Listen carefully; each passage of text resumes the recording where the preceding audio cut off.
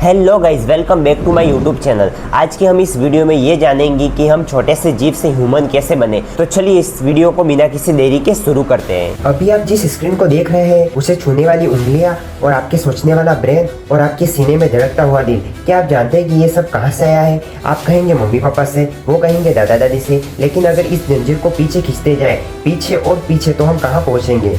शायद आपको यकीन न हो, लेकिन आज से करोड़ों साल पहले आपके सबसे पहले दादा परदादा इंसान नहीं थे। वो न ही बंदर थे और न ही जानवर थे।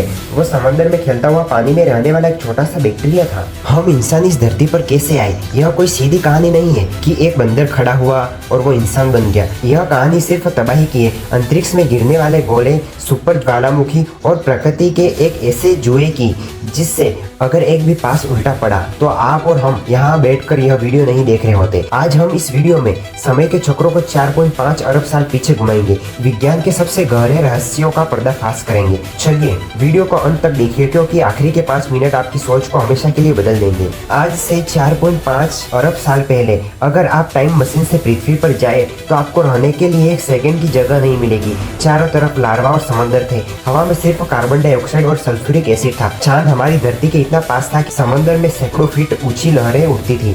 लेकिन फिर हुआ पृथ्वी का सबसे मिस्ट्री इवेंट। अंतरिक्ष से लाखों बर्फीले एस्टेरॉयड हमारी धरती पर आकर गिरे।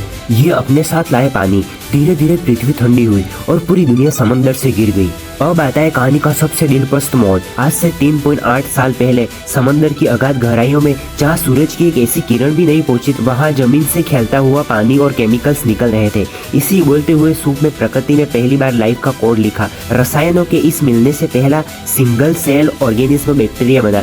यह वो पल था जब बेजान ब्रह्मांड में पहली बार इंसान ने आंखें खोली। इस शुरुआती बैक्टीरिया ने क्या किया? उन्होंने सूरज की धूप खाकर ऑक्सीजन छोड़ना शुरू किया। ये धरती के इतिहास का सबसे पहला और बड़ा प्रदूषक था, लेकिन इसी प्रदूषण ने आगे चलकर हमारे लिए जीने का रास्ता साफ किया। करोड़ों सालों तक ये जीव समंदर में मखमली जिंदगी जीते थे। समुद्र मछलियों से भर गए थे, लेकिन जमीन अब भी बंजर रेगिस्तान की तरह सूनी थी। जमीन पर कोई जानवर नहीं था और न ही कोई पेड़ था। तभी आज से लगभग 37 करोड़ साल पहले समंदर में एक ऐसी मछली पैदा हुई जिसका नाम टिकटालिक था। इस मछली को समंदर के बड़े शिकारियों से जान बचानी थी और सूखी जमीन पर पड़ा खाना खाना था। इसने हिम्मत की और समंदर के किनारों के बाहर आकर जमीन पर रेंगना शुरू किया। इसके पास फेफड़े थे ताकि वह हवा में सांस ले सके। दोस्तों, इस मछली को ध्यान से देखें, यह कोई मामूली मछली नहीं है। इसके जो 2 आगे के पंख है वह आगे चलकर हमारे हाथ बने, लेकिन जो पीछे पंख है वो हमारे पैर बन गए। अगर इस मछली ने उस दिन पानी से बाहर आने का हौसला न दिखाया होता तो आज हम धरती पर कोई भी 4 पैर वाले जानवर या इंसान नहीं होता। हम सब आज भी समंदर में मछलियां बनकर तैर रहे होते। समय बदला और जमीन पर डायनासोर का राज आ गया। वो आकार में गगनचुंबी थे, बेहद ताकतवर थे। उनके सामने हमारा पूर्वज, जो अब छोटा स्तनधारी जीव बन चुका है, उनकी हैसियत एक चूहे से ज्यादा नहीं थी। वो दिन भर गड्ढे में छुपे रहते और सिर्फ रात के अंधेरे में खाना ढूंढने निकलते थे। अगर प्रकृति ऐसे ही चल रही होती तो डायनासोर कभी इंसान को पनपने ही नहीं देते। लेकिन तभी ब्रह्मांड ने इंसानों के पक्ष में पासा फेंका। आज से 6 करोड़ 60 लाख साल पहले मेक्सिको के पास एक बहुत बड़ा उल्कापिंड आकर गिरा। धमाका इतना जबरदस्त था कि करोड़ों परमाणु बम एक साथ फट गए और आसमान में धूल और मलबे का ऐसा बादल छा गया। अगले कई सालों तक धरती पर सूरज की रोशनी नहीं पहुंची। चारों तरफ न्यूक्लियर विंटर छा गया और सारे पेड़ पौधे मर गए। बड़े बड़े डायनासोर भूख और ठंड से तड़प तड़प के मर गए। लेकिन बाजी कौन जीता? वही छोटा चूहे जैसा जीव, क्योंकि वो जमीन के अंदर रहता था जहाँ गर्मी थी और वो मरे हुए कीड़े मकोड़े खाकर जिंदा रह सकता। डायनासोर का मरना इंसानी इतिहास का सबसे बड़ा जैकपॉट था। डायनासोर के जाने के बाद इस छोटे से जीव को खुली आजादी मिल गई। ये पेड़ पर रहने लगे और विकास होते होते प्राइमेट्स बन गए। हमारा ब्रेन इतना बड़ा था कि ये चीजों को समझ सकते थे। ये पेड़ों पर ही पैदा होते, फल खाते और वहीं सोते। इनके लाइफ एकदम सेफ थी। फिर प्रकृति में एक ऐसी चाल आई, अफ्रीका महाद्वीप के बीचों बीच धरती फट गई, जिसे हम आज ग्रेट रिफ्ट वैली कहते हैं। इस दरार की वजह से अफ्रीका 2 हिस्सों में बढ़ गया। पूर्व की तरफ बारिश होना बंद हो गई, हरे भरे जंगल गायब हो गए और उनकी जगह ले ली लंबी लंबी घासों ने। पेड़ों पर फल नहीं बचे थे। हमारे पूर्वज एप्स के सामने 2 ही रास्ते थे, या तो पेड़ पर भूख से मर जाओ या तो नीचे जमीन पर उतरो जहाँ शेर और चीते शिकार के लिए घूम रहे हैं। उन्होंने रिस्क लिया और वो धरती पर उतर गए। लेकिन एक समस्या थी, लंबी घास में अगर वो चारों पैरों पर चलते तो उन्हें सामने से आता हुआ शेर दिखाई नहीं देता। था। जिंदा रहने के लिए उन्होंने अपने पिछले 2 पैरों पर खड़ा होना शुरू कर दिया। इतिहास में पहली बार किसी जीव ने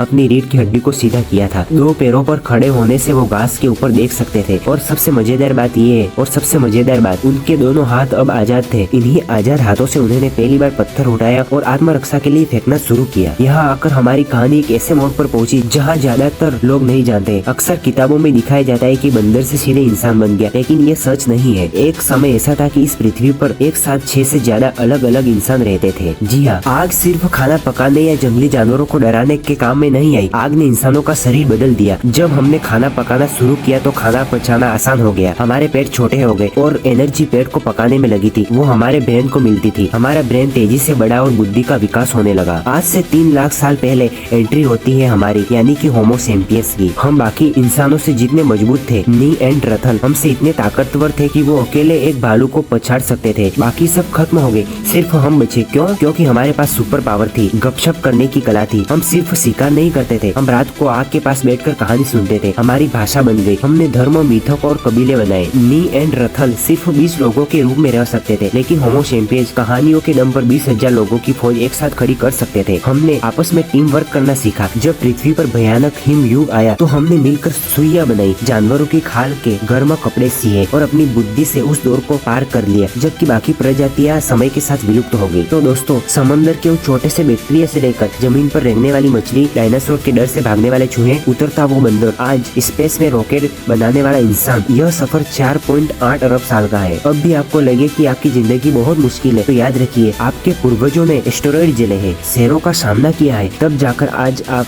जिंदा बैठे हैं। आप एक विनर की नस्ल है। आपको इवोल्यूशन की महागाथा कैसी लगी? क्या आपको लगता है कि भविष्य में हमारी कोई नस्ल प्रजाति रोबोटिक आएगी? आप विचार कमेंट में जरूर लिखिए। वीडियो को लाइक किए बिना मत जाइए, चैनल को सब्सक्राइब करें ताकि ऐसी ही माइंड ब्लोइंग वीडियो आपको मिलती रहे। मिलते हैं अगले सफर में।